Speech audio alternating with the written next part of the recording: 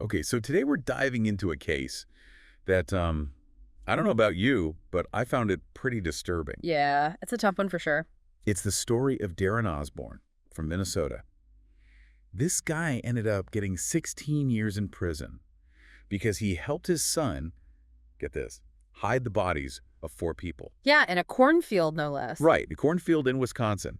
And the thing is, he actually got 2 separate sentences. Oh, right. One in Minnesota and one in Wisconsin, right. Exactly, for what seems like the same crime, which I thought was super interesting. Definitely unusual. And it all goes back to this horrible incident in September 2021. Osborne's son, Antoine Suggs, was out drinking. I think it was in St. Paul. St. Paul, Minnesota, yeah. Right. And things escalated, and he ended up shooting and killing 4 people. Just awful.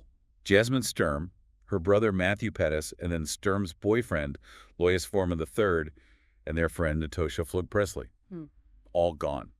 Terrible tragedy. It is. And then Suggs calls his dad. I mean, can you imagine getting that phone call? Oh, it's hard to even fathom. As a parent myself, Yeah. it's just unimaginable. But there's actually been a lot of research on how parents react in these extreme situations. Oh, is there? Yeah, and it seems like there's this, like, almost primal instinct to protect your child no matter what. Even after something like this. Yeah, it can be mixed with shock, disbelief, even denial, I think. Well, in this case, according to what we've been reading, Suggs confessed to his dad, straight up said, I snapped, I shot these people. But instead of, calling the police or anything, Osborne drives with his son to this cornfield in Dunn County, Wisconsin. 65 miles. Yeah, 65 miles. They dump Suggs' Mercedes SUV, with the body still inside, and then take off in Osborne's car. It was a farmer who found the SUV. Horrible. It's a horrible scene. And this whole thing really makes you think about, where's the line with loyalty? That's the question, isn't it? How far would you go to protect your own kid? And I think it's pretty common for parents to make excuses for their children's behavior. Of course, yeah. But this is on a whole other level. It's hard to wrap your head around. It really is. And of course, this whole thing, it had huge legal repercussions. Suggs ended up claiming self-defense, said he thought he was going to be robbed. Didn't fly, though, huh? No, the prosecution basically said, look, the motive's unclear here. And the jury convicted him on 4 counts of second-degree murder. So 103 years in prison. Yeah, he got slammed.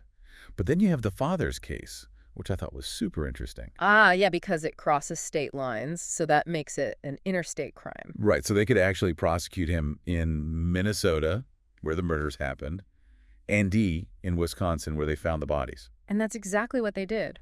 5 years in Minnesota for, helping his son, and then 16 more in Wisconsin for hiding the bodies. 4 years for each victim. Wow.